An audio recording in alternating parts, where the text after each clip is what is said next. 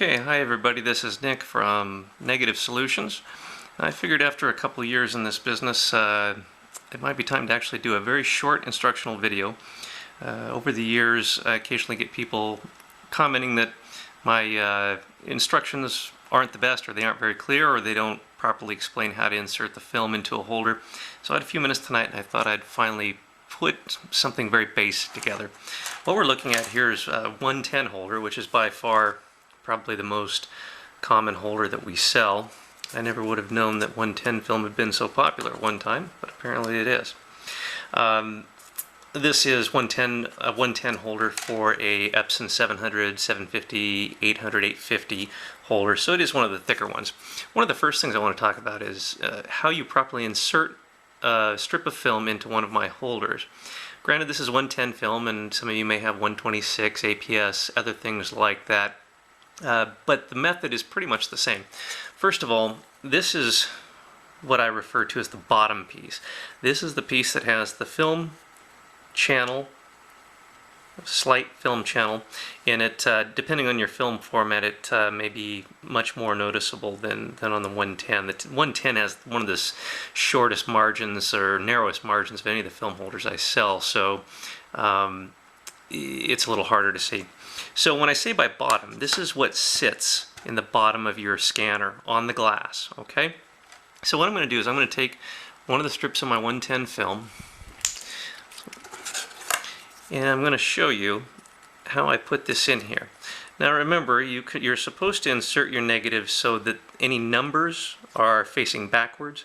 It's not entirely critical, because if you end up scanning it in the wrong way, you can always reverse it using software later. Now, what's great about using the 110 film for this example is 110 films are really hard to get into the holders because it's got such a narrow margin, as I was saying. So what I do, and some of you film aficionados are probably going to cringe watching me do this because I don't have lint gloves on. You probably should, but this is an old strip of film I have, and I've washed my hands really good. But if you want to make absolutely certain that you don't get any fingerprints on your negatives, make sure you wear some gloves, or just make sure your hands are very, very clean, because once you get fingerprints on a negative, they're really hard to get off. Here's what I do to insert the 110 negative, just a little trick I've learned over the years. What I'll do is, notice how most of your film strips are going to have a edge of the film where you really don't care whether you get fingerprints on it. It's usually a border or some small area. What I'll do is I'll insert it right here into the film strip so I can put my thumb on an area that doesn't contain any images. Then I'm going to take what I call the slider piece. A lot of people ask me what side of the slider is supposed to be up or down. Okay, there's two sides to the slider. This side, excuse me, is the flat side. You notice if you look at it on edge, it's flat. The other side, you'll notice it has these raised ridges. Kind of hard to see, but let's see if we can get it right on edge there a little bit.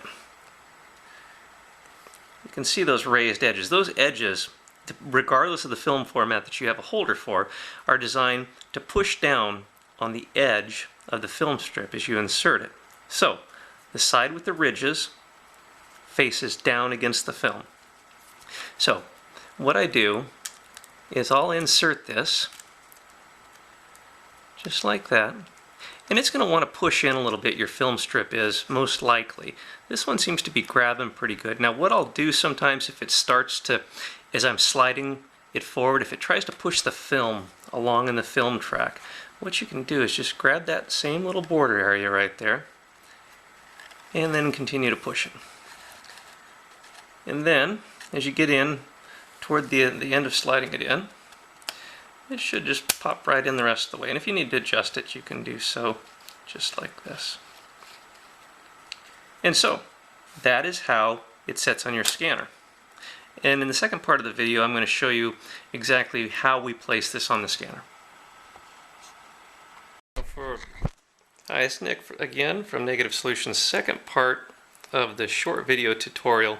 You'll have to forgive me, I'm having to go kind of to a handheld mode here so I can use my other hand to move the holders around.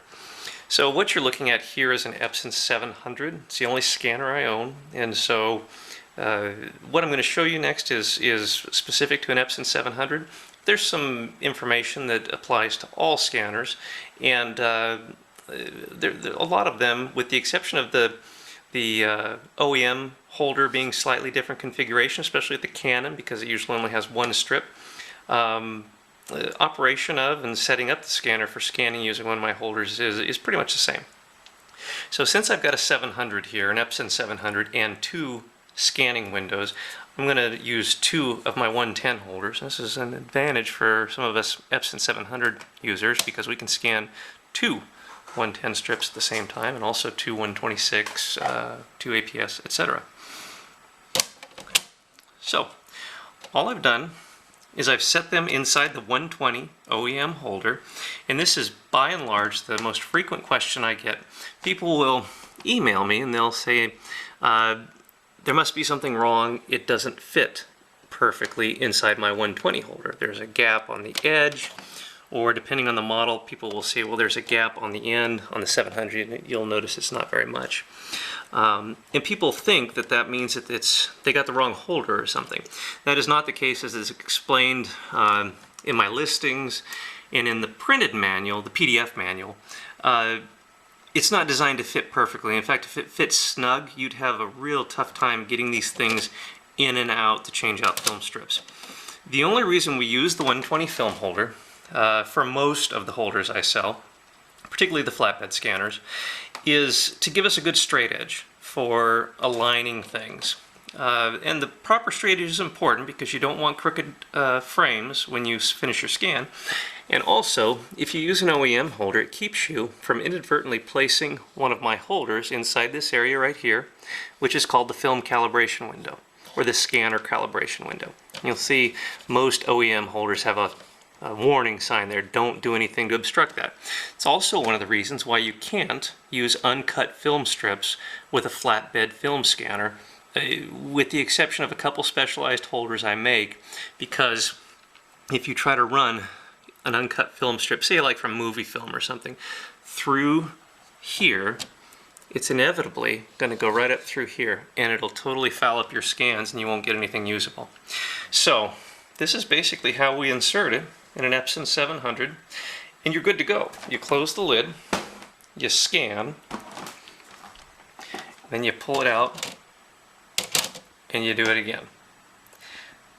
When we come back for the third part of the video, I'm just going to show you a little brief look at the Epson software. Again, it's only the Epson software, it's because all I have, but I can show you a few key tips that will apply for other models as well.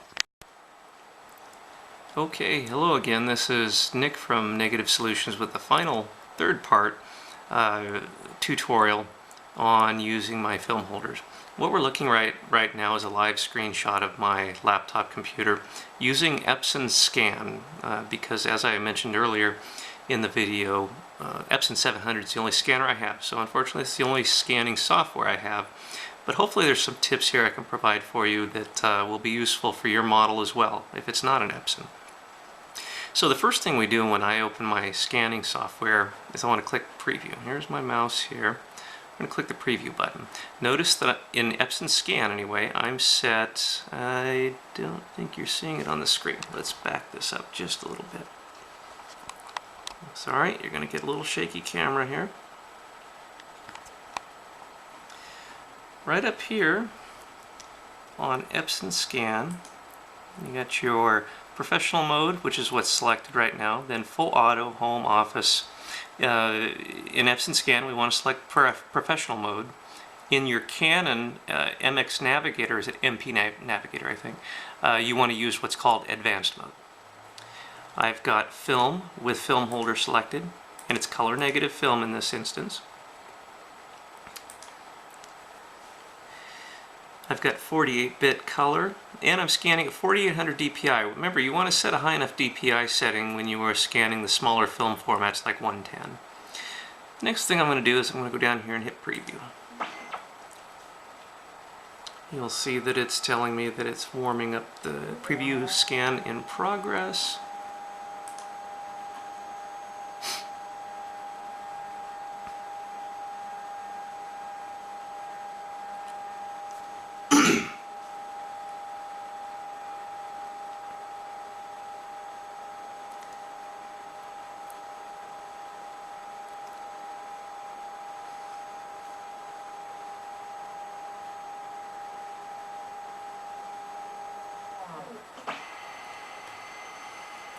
Okay, so here's what comes up, and this is probably the second most common question I get after people asking me, why doesn't your film holder fit inside my 120 OEM holder like I thought it was, or thought it would? Epson Scan, I can't speak for Canon because I don't own one, but Epson Scan automatically defaults to thumbnail mode, which can be really annoying because it confuses people and makes them think that there's something wrong with their software or with the holder that they purchased from me. Anytime you feed an odd-sized film format into a scanner like an Epson or a Canon, and it tries to find thumbnails, as you can see, it can't do it. What a lot of people don't know is these scanners were only ever designed to do automatic image detection on formats like 35mm and occasionally 120. And if you give it any other format besides that, it kind of gets the hiccups and it doesn't know what to do. See, it's cropped them all weird. So, on Epson Scan, on some of the older versions, you can actually click off thumbnail mode. Excuse me. On this version of Epson Scan, I'm going to click the normal tab up here. And what it's going to do is it's going to give me what we call a raw view of the scanner. It's going to show me everything that's on the scanner bed right now. And I took out that other film strip just before I started this section. So everything's good right now. What we need to do is use our mouse. We're going to draw a rectangular marquee around just the film strip. Now you can do this over individual images if you want to, but I find it easier to do it over the entire film strip and then crop out images I want to save using something like Photoshop.